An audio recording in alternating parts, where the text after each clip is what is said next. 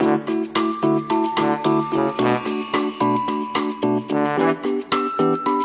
students, how are you all? Hope you are fine. So today we are going to discuss class 6 ICSE board S Chin mathematics chapter number 1 and that is numbers. So beta, what are numbers? Numbers are like 1 2 3 4 है ना. So देखो, numbers are 1 2 3 4 5 6 and infinite. Infinite, if you don't know infinite, so infinite meaning which never ends. Infinite का मतलब होता है जो कभी ख़त्म नहीं होते. देखो, अगर आप कोई काउंटिंग बोलोगे तो काउंटिंग कभी ख़त्म नहीं होगी. आप 100 तक बोलोगे, 200 तक बोलोगे, 10,000 तक बोलोगे, लाख तक बोलोगे, करोड़ तक बोलोगे, पर काउंटिंग तो चलती रहेगी. So infinite meaning which never ends. So जो काउंटिंग्स होती है वो तो इनफाइनाइट होती है, नंबर्स इनफाइनाइट होते हैं, नंबर कभी ख़त्म ही नहीं होता है. Now numbers are of two types. Numbers are of two types.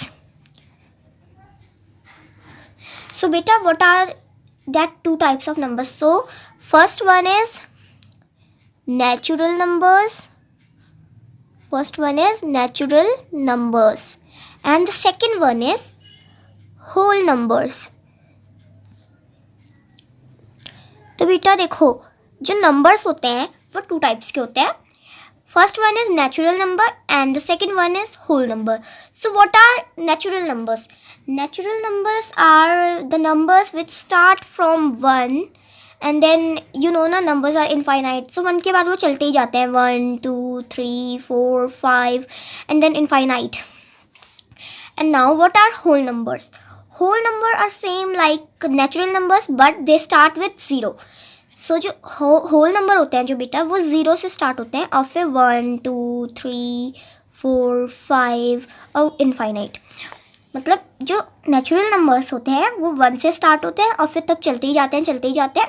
और जो होल नंबर्स होते हैं वो 0 से स्टार्ट होते हैं.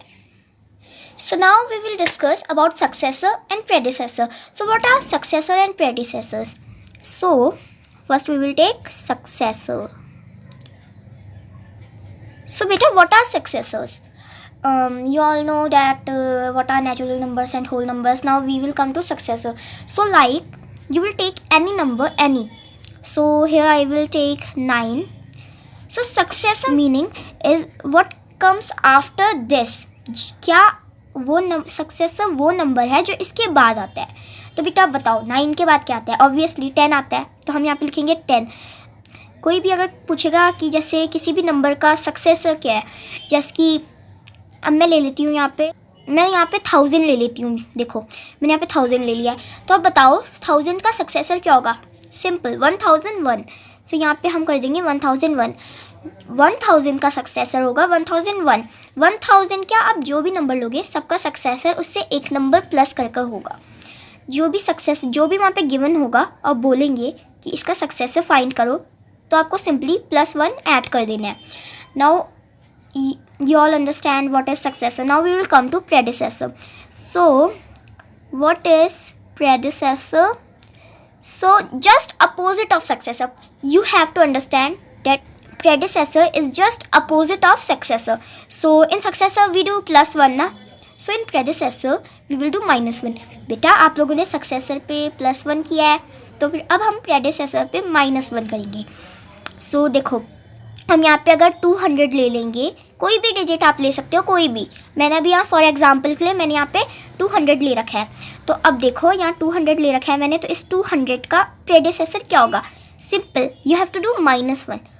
Nothing you have to do, nothing, only -1. So what is the predecessor of 200? 199. So you have to simply understand that in successor you have to do +1 and in predecessor you have to do -1. Okay? So now आप सब समझ गए हो ना कि natural numbers, whole numbers, successor, predecessor क्या होता है. तो अब हम चलते हैं स्टैंडर्ड फॉर्म और एक्सपेंडेड फॉर्म.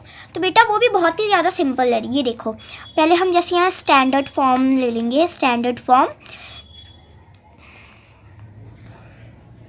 तो स्टैंडर्ड फॉर्म में क्या होता है? सिंपली है बच्चों, बहुत सिंपल है.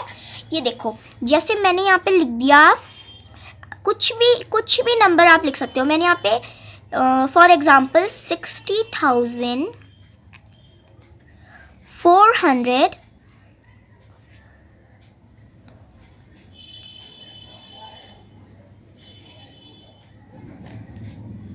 84। सो बेटा अब देखो स्टैंडर्ड फॉर्म में आपको क्या करना है, इन्हें आपको ना डिजिट्स में लिखना है। देखो तो 60,000 है यहाँ पे, तो 60,000 आपको यहाँ पे क्या करना है, 60,484 लिख देना है।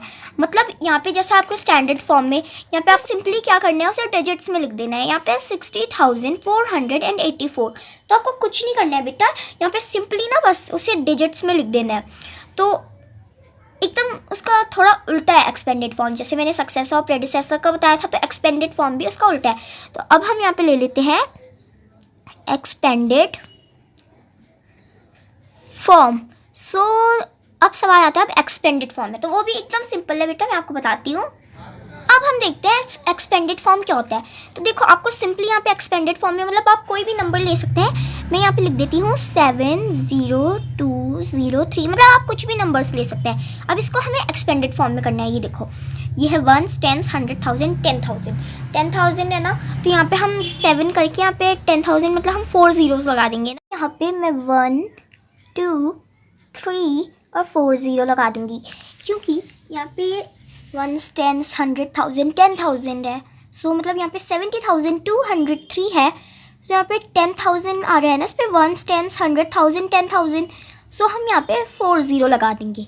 देन हमें क्या करना है, यहाँ पे प्लस का साइन लगाना है। देन नेक्स्ट नंबर देखना है हमें। सो बेटा नेक्स्ट नंबर क्या है, 0। 0 की कोई वैल्यू होती है नहीं ना, सो हम यहाँ पे 0 ही रखेंगे। हम यहाँ पे 0 के आगे 3 0 नहीं लगाएंगे, हम यहाँ पे सिंपल 0 ही रखेंगे। देन अब नेक्स्ट हमें प्लस लगाना है एक और बार। तो अब हमें नेक्स्ट नंबर देखना है। नेक्स्ट नंबर हमारा क्या है, 2 है।